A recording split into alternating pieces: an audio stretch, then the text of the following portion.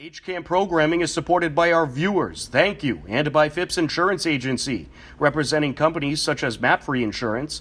Their family-owned independent agency is deeply rooted in the communities they serve and offer time-tested insurance products to fit individual needs. Since 1950, Phipps Insurance specializes in home, auto, business, condo, and renters insurance.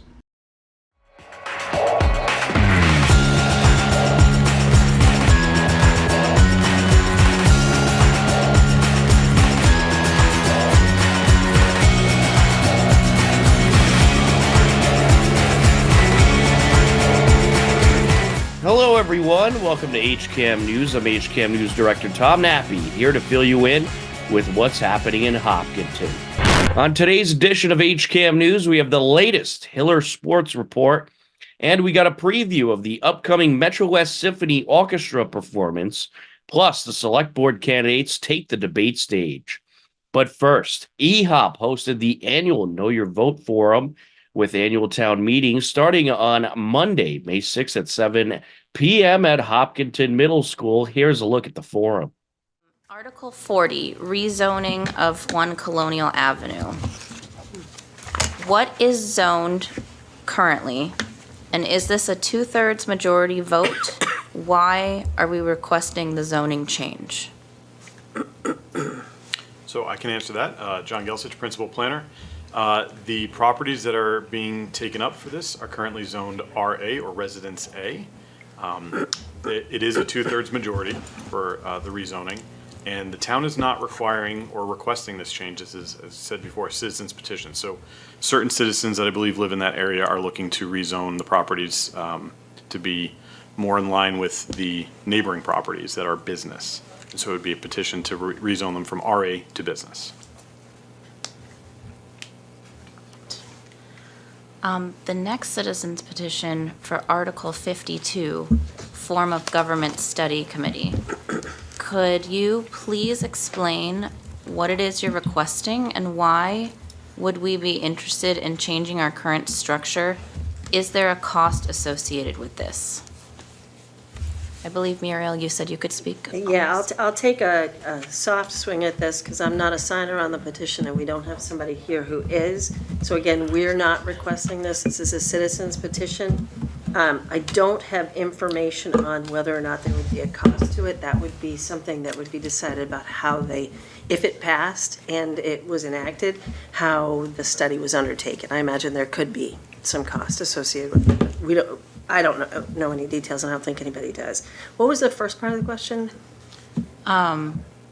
Just explain what it is that's being requested. Yeah, I can, it's just a government study committee. I think it's modeled after one that we have had in the past that predates our charter. So we've had a charter form of government now for almost 20 years. So I do think that there is some conversation to be had how that impacts what we have existing. For example, the typical experience we would have is that the charter would be up for renewal and study in a couple of years anyway. There's a process already in place. But it would be comparing, I think what the petitioners would like to do is compare our current form of government to a more city-like government. So it would make changes. I don't know how to answer what the changes would necessarily be specifically. Okay, thank you. Article 39, MBTA Communities Act. John, could you provide a general background of the MBTA Communities Act and what it is that the state is requiring or asking of us, and why do we have to comply? So I can do the general background and what the state is requiring because they're kind of one and the same.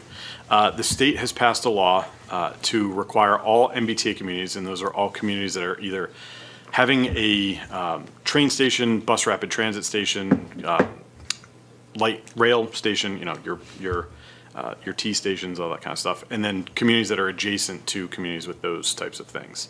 Those are all MBTA communities, and all of those communities are categorized in certain ways. We are an adjacent community, which means that we are required to rezone at least 50 acres of land for a capacity of 750 units and an average density across the district of 15 units per acre. That doesn't mean these have to be built, it just means that there has to be zoning in place to allow for them to happen. And so that's kind of the general overview and what's required of us. There's a whole bunch of other details that we won't go into now about how we make that work. But the ZAC, the Zoning Advisory Committee, and the Planning Board have worked together to try and come up with a proposal, which is now before town meeting, that meets those criteria that the state laid out and achieves what ZAC and Planning Board are trying to achieve through this zoning process. We have to comply because it's a state law.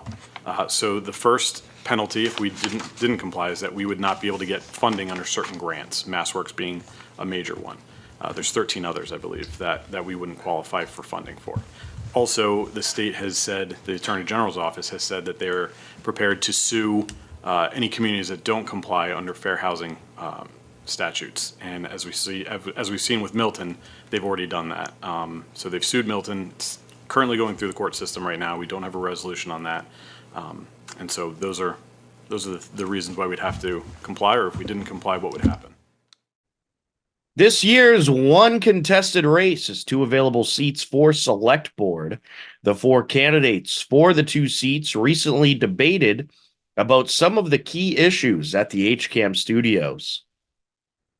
The town is currently searching for a new town manager following the departure of Mr. Kamalo. If you were to be elected, what qualities in a town manager are the most important to you? So obviously, it starts off with their ability to handle the budget. Their background in municipal finance is going to be critical. We've talked about all these, the debt issues that are coming up that Brian keeps referring to.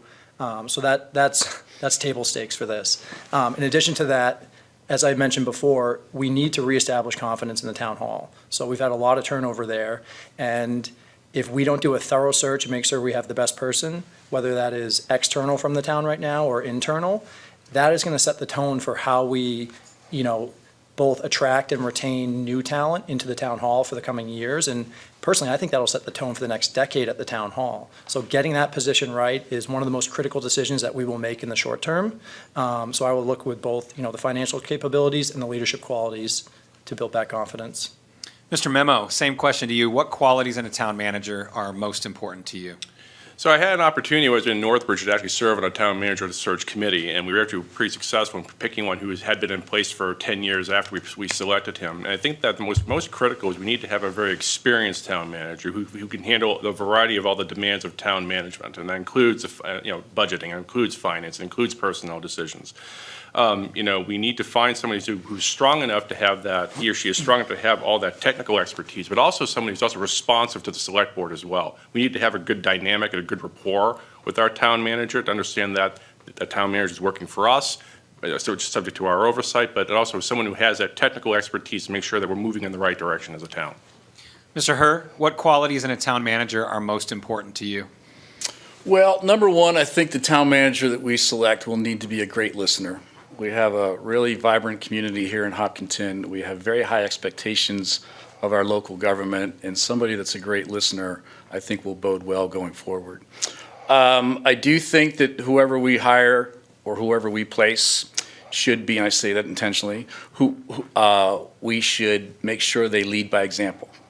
The best way to win the hearts and minds of the teams that you work with is to lead by example and show them the way. I do think that the next town manager should be someone who has a lot of experience in a community such as ours. There are different types of communities in Massachusetts for lots of different reasons, and our community, with the expectations that we have internally, that's a special type of person that can fill that role. So those would be some of the key things that I'd be looking for. Ms. McSweeney, what qualities in a town manager are you looking for? So I agree that we need somebody that's going to listen, but I think it's more important than just listening, but building the relationships in the town, building relationships with the select board, building relationships with the residents in town, our elected officials within the state government is going to be really important, as well as those in the other Metrowest community, especially as we're working on important projects like the MWRA project. I think relationships is going to be very important. I also want somebody who is committed to a transparent government and who sets that tone for everyone. Both the select board and the town manager need to work to make government more friendly in Hopkinton and accessible so that people feel like they're heard and that their input is being included in government. Can I add something to this real quick, Peter? course. I also think the individual needs to have a very strong personality. My view is that the town manager is the sixth person on the select board, but does not have a vote. But that person needs to be able to sit in there and kind of hang in there with the select board as they have their debates and not be afraid to weigh in and chime in, because they're going to help keep us on the straight and narrow sometimes when we could go off into the never land over here. So I think a very strong personality that feels they're part of the board but doesn't have that vote is really important.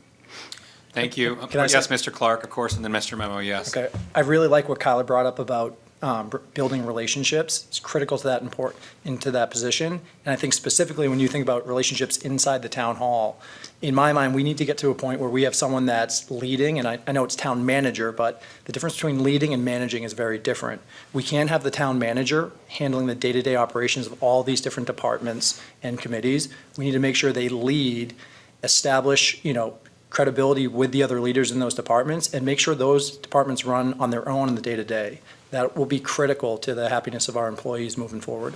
Mr. Memo, you'd like to add? And I would also just add that I think that a town manager obviously has to have an extensive experience in managing in collective bargaining agreements and negotiating collective bargaining agreements. We have a couple of them coming up. We also have a fairly contentious issue. It's going to have some resolution one way or the other. We're going to need to have somebody who's strong enough to sort of mend any fences that might come as a result of the particular issue that Would you elaborate on the contentious issue that we're talking about. The police department. We're talking about the Mr. Brennan. That's what we're talking about there. We are going to take a quick time out. A whole lot more coming up on HCAM News. Don't go anywhere. Hi, I'm Bruce Carlin, president of the Metrowest Symphony Orchestra, playing here in Hopkinton. Glad you could join us for our rehearsal.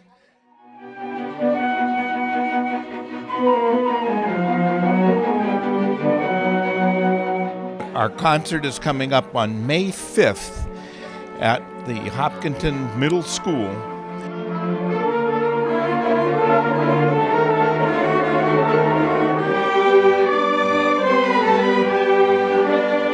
We are going to feature Tom Martin from Boston Symphony and his wife, Kayun, playing a clarinet double concerto.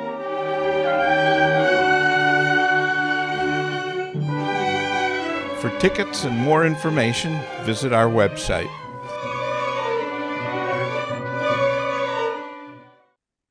Welcome back to HCAM News. Dr. Bruce Carlin recently talked with the headlining musicians at the upcoming Metrowest Symphony Orchestra concert. It'll take place 2 p.m. on May 5th at Hopkinton Middle School. Here's more about the event. I'm Dr. Bruce Carlin with the Metrowest Symphony Orchestra, telling you about our upcoming concert on May 5th at the Hopkinton Middle School Auditorium at 2 p.m. We have with us our featured artists, Tom Martin, who plays clarinet with Boston Symphony, and his wife, Kayun Liu. And we just want to talk to them briefly about the upcoming concert. Good to have you both aboard. Good to be here. Tell us how you picked the piece, because it's a lot of fun to play behind you.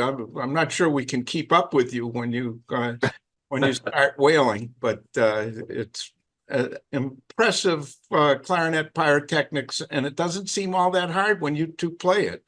Oh, it's difficult. How did we pick it? Did you pick the piece? I have a few options, and we listen, all the pieces, and we decide this one is actually a pretty good one, and we share it with Max, and he liked it, so that's how. So we should point out Max Hobart is our music director, who had in an earlier life was assistant concertmaster with Boston Symphony and has conducted many orchestras in the area and is well known in the music world. In your, how did you two manage to create a life and with clarinet playing? Good question. Well, Well, we don't we don't play the clarinet together very often. That's how we But stay. this was a new adventure for the two of you. We've only once or twice we've done things together, right? well, let me rewind what you were saying. Actually, we have been doing some of duets. We even have a CD that's on Amazon. All right, go ahead, plug it. We're good with that. Yeah. What's the name of the CD? It's by It's the music of Victor Kalibas, who's a Czech composer, as Samus Kromer. Kromer.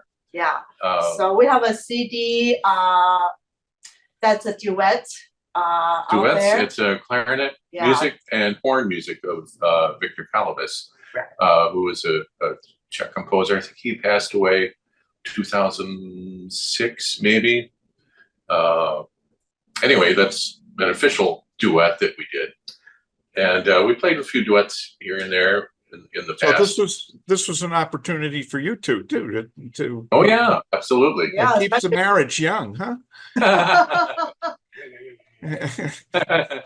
Just getting back to our concert on May 5th, we've got a lot of fun stuff. I don't know if you guys are going to sit in the background and listen to Star Wars in case you haven't heard it before, or some of the John Williams pieces. Yeah. Very opera excerpts that everybody knows, but if they said, well, you got to go to the opera to hear it, they would probably say, oh, well, I don't know. But if they hear, oh, I know that piece, Right. you know, the Mascagni intermezzo from Cavaliere Rusticana, which everybody knows, but I think it's the only thing anybody knows by Mascagni, come to think of it. But beautiful piece, and we've got a lot of that happening. But clearly the highlight of the concert is the clarinet duet with just absolutely sterling performers, Tom Martin and Kai-Yun Liu. Thank you. There's also there's some Glenn Miller. Oh yeah, right, yeah. Band stuff on. Getting Sentimental Over You, and Yeah. good Yeah. fun stuff. Yeah. Yeah. Well, let's. Do you have? Can the two of you trot out your instruments and give us a little sample of something? Yeah, we got Sure. our critic here. This is Kiki. In case you're wondering, this is a poodle. She's giving me a look. So could you pick up your instruments and give us a little sample? Little music. Woohoo. Right.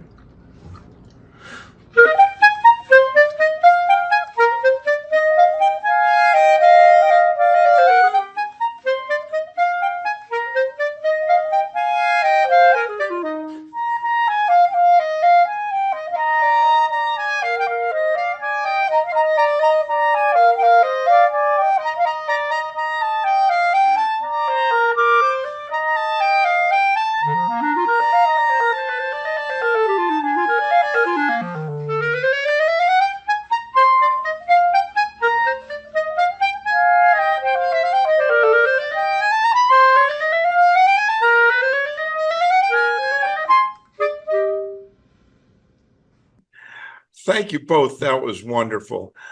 Thank you, Tom Martin and Kai-Yun Liu. And we'll be seeing you with the Metrowest Symphony Orchestra on May 5th, 2 p.m. at the Hopkinton Middle School. It's going to be a blast. Great. Thank you so much. Looking forward to it. Hopkinton Hillers Girls Lacrosse battled Bellingham on Monday, April 22nd. It was a 6-3 Hiller lead heading into the second half. Loose ball along the far side. Hiller's able to get to it as Mosier was there. Sent over by Bouvier. Goodman gets it over. Quebec out in front. Shot in. Rachel Bouvier strikes again. Okay with it. For Mado. Mado looking to charge in, takes it and got it. Another great goal there. Mado saw the opening, takes advantage. The score comes exactly at 10 minutes left to go in the third quarter.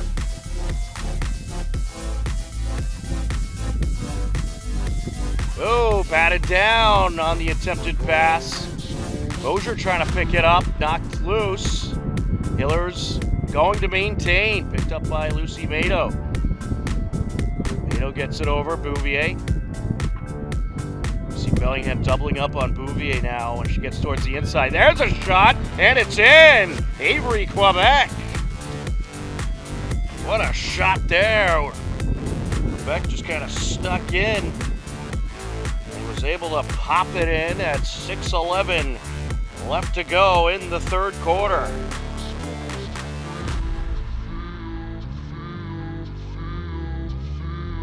Out in front, and a nice feed and a great score. Abby Burke found Lucy Mado, and Mado finds the net. A little off the mark. Hiller is able to maintain. Out in front, Bouvier secures the hat trick. The Hillers are having a good streak of face-off wins, and they're going to look to pile it on here. There's a shot. Lucy Mado nearly putting a hole in the back of the net with that one. Schuster with a free shot opportunity. Closes in, takes it, got it! Charlotte Schuster, the senior, makes it 13-6. The Hillers net 7 goals in the third quarter and would end up taking the win 16-8. Hopkinton improved to 2-6. Bellingham fell to 1-6. On Tuesday, April 23rd, Hopkinton Hillers boys volleyball had their first meet in program history versus Attleboro. It was a back and forth battle the whole way through.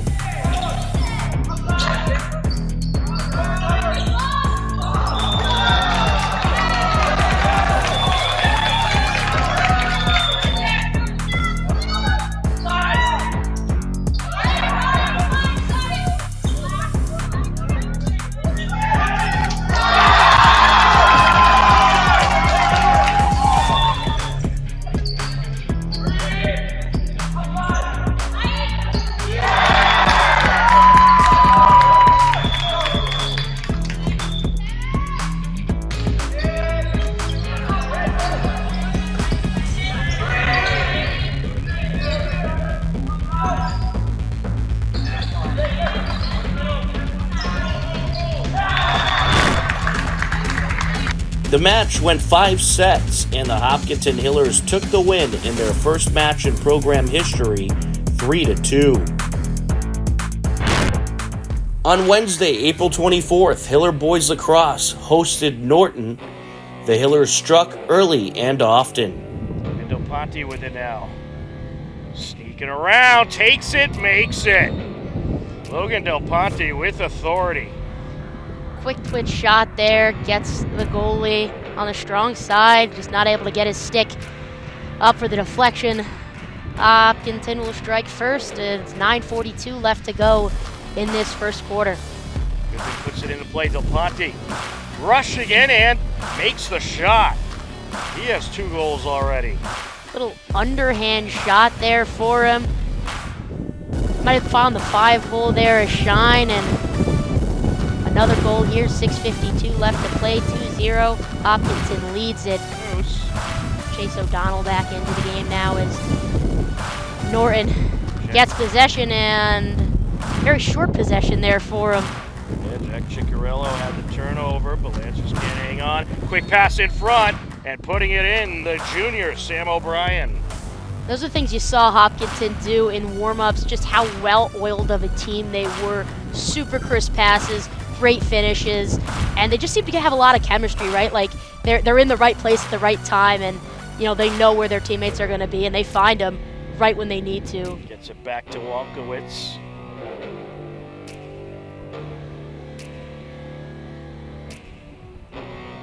Kowitz gets it up. And here comes Richardson, or actually, correction, number 9, O'Brien, and it's going to be put in. And that time it is Champlin. He's able to gather it up along the far side, gets it up to Del Ponte. Del Ponte closing in, and he just ripped the back of the net off. What a shot that was. Hopkinton took the win over Norton, 18-2. The Hillers improved to 7-1 on the season. On Friday, April 26, Hiller softball hosted Norton. It was a 1-0 Norton lead heading into the top of the second. Bella Tomeno on the call. Gotten out there, but ball for runners on first and second, 2 away, and the pitch is going to be lined into center field. Cutting it off is Arthur, shooting it, and cut off is going to be a little rocky. 2 runs will score after that line drive. Having trouble hitting her spot so far, but see if she can come back on the 2-0. And this one, almost identical to the last one's going to find that left field gap. Hitting the cut, trying to get an out at second. But they can't. Another run will score for the Lancers, as it is now 4-0. Norton plates 3 more runs and would end up taking the 5-0 victory. Norton improves to 8-1 overall. The Hillers fall to 6-4 on the season. It is time for your picture of the week. Here is a picture of the 2 moderators for the Select Board debate and the 4 candidates running for the 2 seats. Don't forget, Hopkinton annual town election takes place on Monday, May 20th at Hopkinton Middle School. Polls are open 7 a.m. until 8 p.m. Upcoming town government meetings include on Thursday, May 2nd at 7 p.m. You can catch the school committee meeting live on HCAM Ed. And don't forget, annual town meeting starts Monday, May 6th at 7 p.m. There's also a special town meeting scheduled for Tuesday, May 7th at 7 p.m. For more information, head over to hcam.tv/gov or the town website at hopkintonma.gov. Believe it or not, we are out of time for this edition of HCAM News, but don't worry, next Wednesday at 6:30 p.m., we will be back. For everyone here at HCAM, I'm Tom Nappy. As always, we thank you for watching. Take care, enjoy the rest of your day, and we'll talk to you again soon. Goodbye, everybody.